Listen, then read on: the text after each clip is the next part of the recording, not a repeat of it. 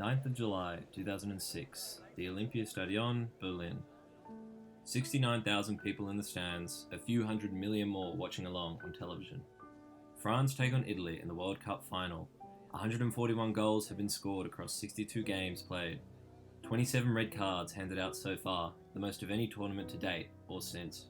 The jewel in the crown of a French side that had brought the country the honour of its first World Cup in 1998 was Zinedine Zidane, the man who was awarded Player of the Tournament on both occasions. He had actually already retired from international football, however made the return in order to bolster a France side that had been struggling through recent qualifiers, perhaps looking to write one final chapter into his storied career.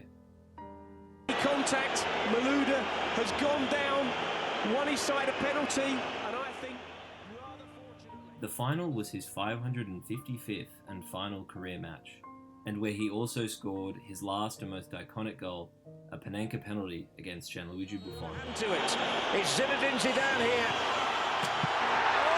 As the ball bounced off the bar, into the goal, back onto the underside of the bar and out, Zidane, assured he'd scored, barely wheeled off in celebration, instead shaking his ecstatic teammates off, exercising the same cold composure that had seen him lead not only his country, but some of Europe's biggest football clubs to unprecedented glory. Anyone watching at the time must have thought they were witnessing one of those perfectly scripted moments where sports more closely resembles the cinema. The great Zizou, as he was colloquially known, with his usual class and finesse, about to go out on top. The architect of his country's first and only World Cup, the greatest trophy in the footballing calendar, the one that most players we consider the greats have only ever dreamed of. And here he was, about to win a second. But, as the Swedish saying goes, the ball is round. Anything can happen. And so often in this beautiful game of ours, one must expect the unexpected.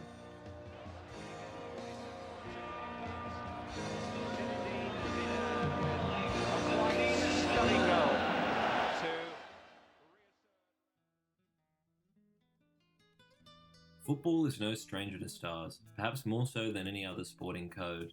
But even in a sport blessed with such an abundance of stars, there are gods. Those whose shoulders carry the joys, hopes, and expectations of cities and nations. Those who transcended the role of player to embody the sport itself, both in its beauty and its pain. None more so than Pelé. Herzog Arantes do Nascimento. Pelé nickname. Pelé is the nickname. Pelé's name was immediately a part of the history of Brazilian football when, at just 17, he would start in and score 2 goals in a 5-2 dismantling of Sweden to claim their country's first ever World Cup trophy, displaying a flair for the creative with both goals, the second of which was a header in the closing minute of the match.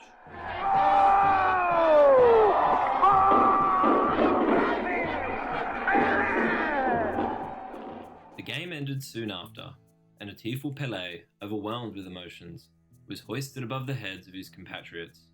Pelé still holds the record as the youngest footballer to ever score in a World Cup final, and it is hard to imagine with the growing intensity and physical demand of the game in the years that have since passed, that any boy his age could achieve such a feat again. Here Pelé's name remains etched, perhaps untouchably so, in the history of the game itself.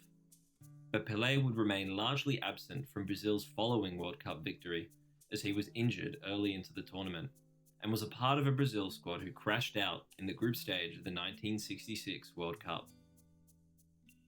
Fast forward to the 1970 World Cup final. Brazil and Italy have stormed the knockouts. Italy defeat hosts Mexico 4-1 in their own backyard before edging past Gerd Muller's West Germany in extra time. Brazil have 7 goals in their 2 knockouts as well, 4 against Peru and 3 against Uruguay. Both finalists have an at the time record 2 World Cup trophies, both won back-to-back, and both are on a mission to become the first team to be crowned 3-time champion of the world. What's so special about this final is that it was the first to be broadcast live across the world via satellite, and the first available in colour. Suddenly, the brilliant yellow of the Brazilian jersey is visible for all to see, the joyous brand of football matched by their radiant kits. After Brazil's famous 4-1 victory, still labelled one of the greatest performances of all time, Pelé is again hoisted up by his teammates in joyful revelry. The game is over. Brazil have won it. However, this time there were no tears. The young boy whose exploits were all but legendary was now a man. Word of his early talents had made Pelé a legend, but the camera made him a star. World Cup competition, and this, his fourth World Cup competition, a fellow who burst into the scene in 1958 as a 17-year-old, scoring 2 goals in that final. Now he's scored the vital starting goal of this game, goal number 100 for Brazil in the World Cup Championship of 1970.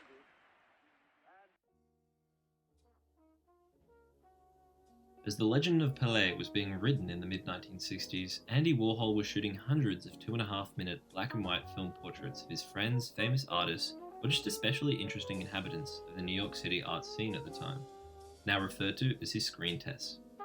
The subjects were directed by Warhol to sit perfectly still for the duration of the recording, and the eventual finished products were then slowed down during projection, so that the subject seemed to remain almost perfectly still, as if a photographed portrait, however one that would slowly change as the recording went on. Here you'll see the screen test of Anne Buchanan, who, like many, was asked not to blink, Warhol hoping that his direction would eventually lead his subjects to contort and even cry, which is exactly what Anne achieves. Like many of Andy Warhol's films, such as Empire, his unflinching 8-hour filmed portrait of the Empire State Building, and Sleep, his nearly as long portrait of his then lover John Giordano sleeping, the screen tests embody Warhol's interest in film as a medium which captured the complex relationship between time and the visceral physicality of both his subjects and the audience. These are the works that artists Douglas Gordon and Philippe Parreno cite as inspiration for their film Zidane, a 21st Century Portrait, an experimental sports documentary and art installation in which 17 cameras follow Zidane and only Zidane as his Real Madrid side take on Villarreal in the Spanish La Liga.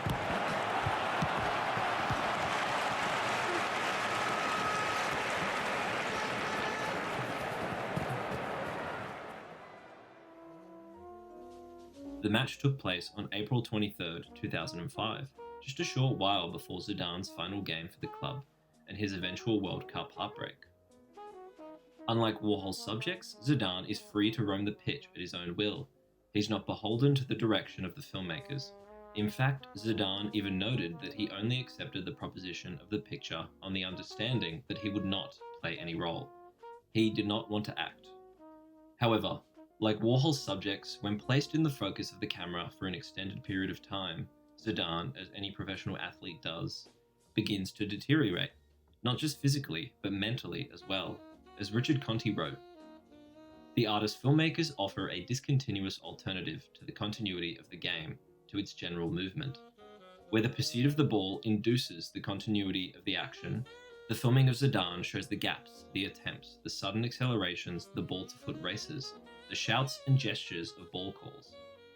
It is not the behind the scenes, but the exertion of the body which are expressed here. Gordon describes wanting to disturb the architecture, both of sports telecasting and the physical architecture of the sports arena itself, where both are designed to offer full display of the two opposing teams. Parreno and Gordon's film instead pits everything against Zidane, rethinking the role of cinematography in the dramatic narrative of a sporting match. When Villarreal score first, we do not see the goal, a penalty. Instead, we continue to track Zidane as we have the previous half an hour, as the men in yellow celebrate around him whilst his own teammates attempt to rouse one another. Zidane is stoic in the face of it all. However, the pair offer a close-up of his face as he passes the referee and mutters something to him, which the subtitles reveal.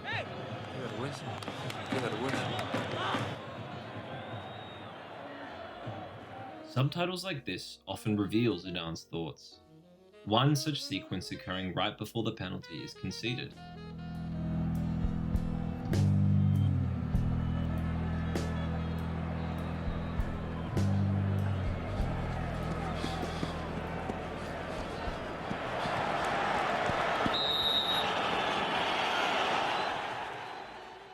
Close-ups reveal a wry smile from Zidane as the penalty is awarded. He's seen this movie before. Zidane assumes the position of director, in a way.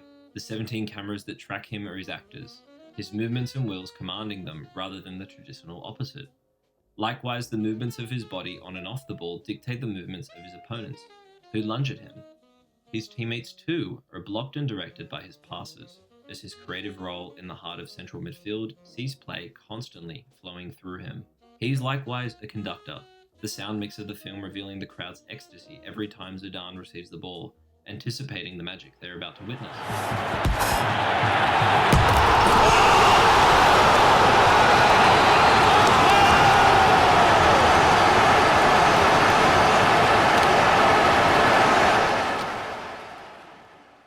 Manhola Dargis wrote in a review for the New York Times, "The tension is complicated by the fact that the point of view remains so fixed on Zidane's body, his restless feet, sculptured calves and shaved head. You often don't see what is happening elsewhere. This effectively makes him not just the subject of our attention, but also a kind of mirror. We largely perceive the game through his expressions." Zidane later lamented his performance in this game, lacking any of the signature goals or memorable highlights often clipped and replayed across social media to this day. At one point he shares a laugh with his teammate and legend in his own right, Roberto Carlos, and you cannot help but feel that finally he's letting us in. As writer Michael Fried recalls of the moment, "The effect is marvellous, a sudden lightning, but according to Gordon, that was the one moment Zidane didn't appreciate when he was shown the film. He seemed to himself to have lost his concentration, and that annoyed him." Zidane, despite his claims that he did not want to perform, displays an acute awareness of his own portrayal. His subtitled Inner Monologue 2 reveals this. When you're immersed in the match, you don't really hear the crowd. At the same time, you can almost choose what you want to hear. You were never alone.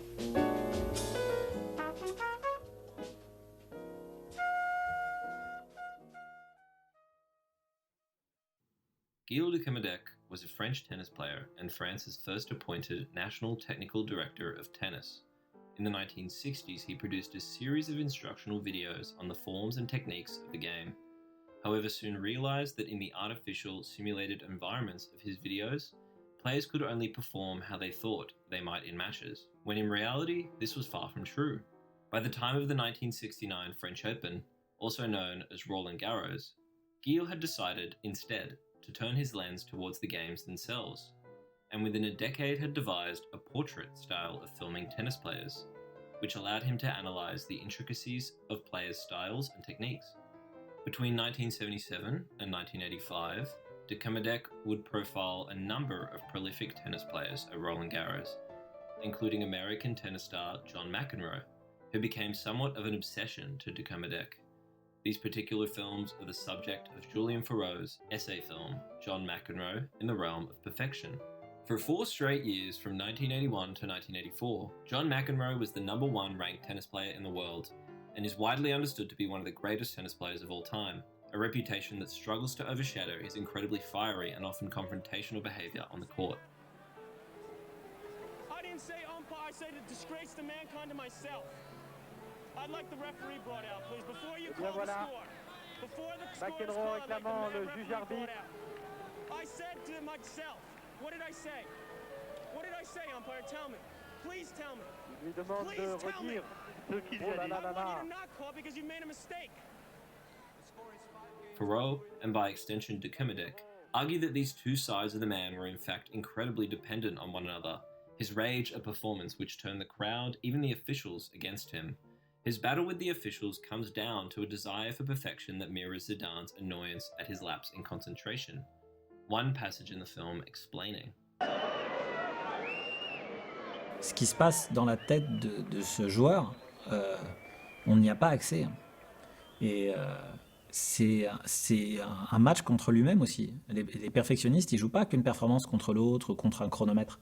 Le vrai perfectionniste, c'est quelqu'un qui est en recherche d'un aboutissement, une forme d'aboutissement de performance, que ce soit dans le geste, que ce soit dans la qualité, que ce soit dans tout.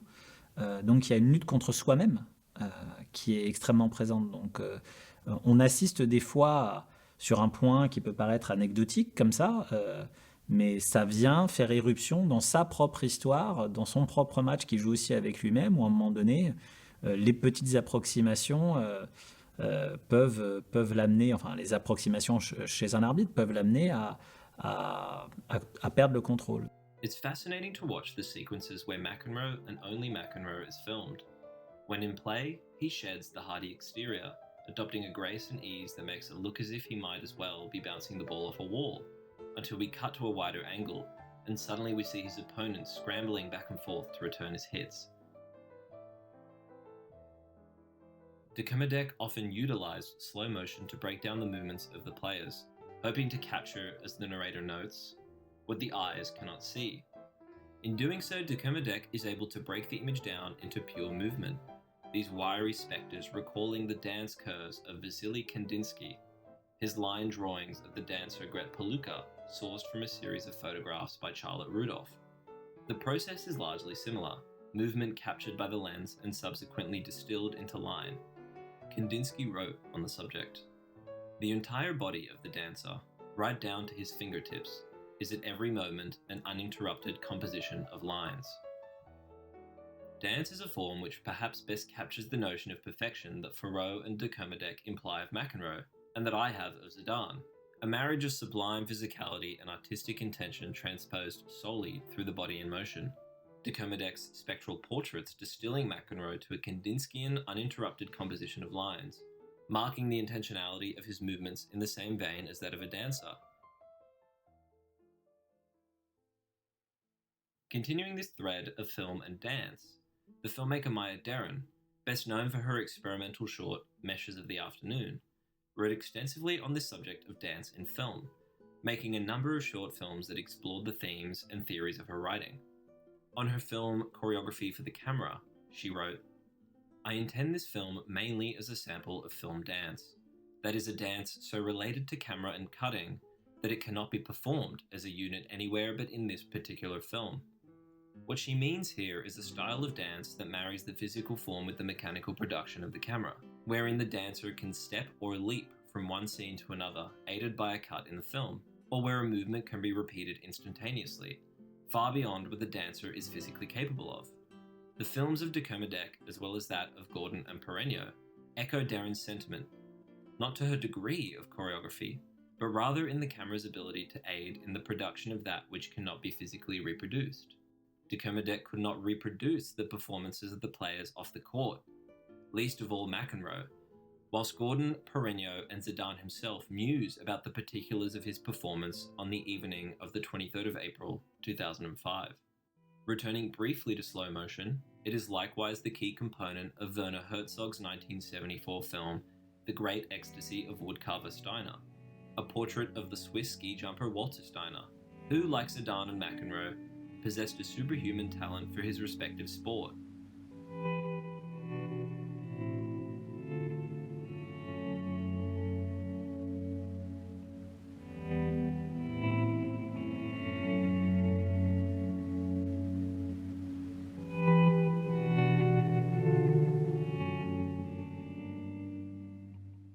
In the film, Herzog and his crew film a number of ski jumps, some successful and others not so much. These come in waves, almost immediately, Herzog contrasting the ecstasy of flight with the brutality of a poor landing. We as the viewer become engrossed in the minutiae of the flight, trying to spot the moment an unsuccessful flight goes horribly wrong. Each flight, stretched out for mere seconds, becomes a tense wait as we anticipate the moment that the jumper might slam into the pure white surface of the slope and come tumbling down in a flurry of flailing arms and legs.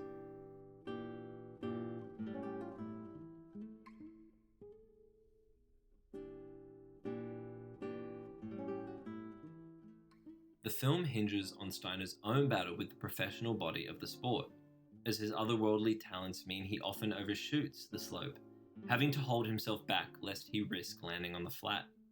Herzog describes the exact moment he conceived his film at the 1973 opening of a ramp in Oberstdorf, Germany, where Walter Steiner flew an incredible 179 meters, a mark Herzog called the point where ski flying starts to be inhuman, as just 10 meters beyond was the flat, where Steiner would have essentially fallen 110 meters into the ground.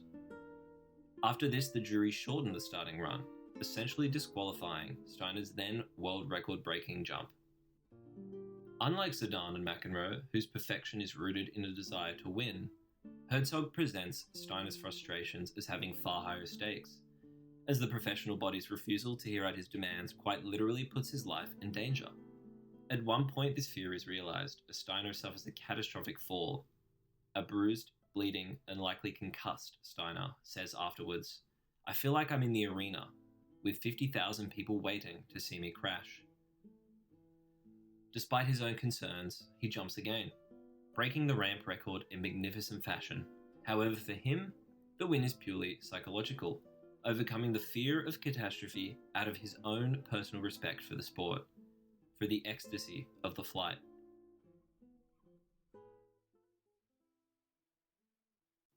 In the 110th minute of the 2006 World Cup final, Marco Materazzi, who was jogging alongside Zidane, allegedly made a remark about the Frenchman's sister. Zidane, in one of the strangest acts of violence ever witnessed on a football pitch, turned around and headbutted Materazzi in the chest, sending the Italian sprawling to the ground. After much deliberation between the confused referees, Zidane was given a red card and unable to see out the rest of the game, which his team would go on to lose on penalties, denying his country a second World Cup and denying Zidane the romantic end to his career he, and I'm sure many, might have hoped for. Faraut's film culminates in John McEnroe facing Ivan Lendl at the 1984 French Open final, a rare instance of a tournament which McEnroe had never reached the final of, let alone won. After going 2-0 up, McEnroe's game collapsed, and Lendl came back to win 3 straight sets, beating the world number 1. Whilst the attention is obviously on Lendl, a number of photographers and videographers instead rush over to McEnroe, who sat head in hands, totally dejected. McEnroe gives them what they want and lashes out with his racket before collapsing back onto the bench. During the awarding of the trophy, McEnroe looks as if he's about to collapse. His head dangles off his neck, totally exhausted both physically and mentally. Ian McCourt described the aftermath of Zidane's act of violence in a 2018 piece for The Guardian. After his goodbye speech in the dressing room to his retiring captain was done, Dominic, the French coach, began the applause, but there was only the grinding of teeth, the French manager said. Certain players really hated their captain. They were not the only ones who were dismayed and disappointed by Zidane's actions. Le Figaro called his headbutt odious, while L'Equipe's front page asked, "What should we tell our children, for whom you have become an example forever? How could this happen to a man like you?" This conclusion was eerily foreshadowed in Gordon and Parreno's film, when Zidane is sent off for lunging at the throat of a Villarreal player after the 2 groups of men got into a scuffle over a bad tackle. As the Frenchman exits the pitch and heads down the tunnel to scores of applause from home fans, the camera can only tilt upwards towards the night sky, a move Christopher Clary speculates was as if to consign Zidane and his gifts to the Pantheon. Most attend the cinema seeking convention, familiar faces playing out stories they've all but solved by about 2/3 into the movie. These faces are beautiful, and carry with them the weight of all their past performances. Sports stars carry with them similar expectations. We allow their recent performances to influence our judgment. However, after a 90-minute game of football, or 3+ hours of tennis, these stars hardly resemble the beautiful bodies we often see on screen. They are sweaty, beaten and bruised. Their bodies wear the weight of being writer, director, editor and star of the story that plays out before us. If anything, they come far closer to the anti-heroes of classic westerns and noirs, who act physically rather than verbally, impersonal, questionable beings with silent, weathered faces. Christopher Clary continues his passage on Zidane's exit, writing, "At this late stage in the game, the mind cannot quite make that leap along with the lens. We've seen a bit too much of the unvarnished Zidane tonight, and one wonders, instead, if 1,000 years from now, when videologists find a way to decode this slice of soccer life, they won't find it strange that this sort of activity was what generated hero worship in the 21st century."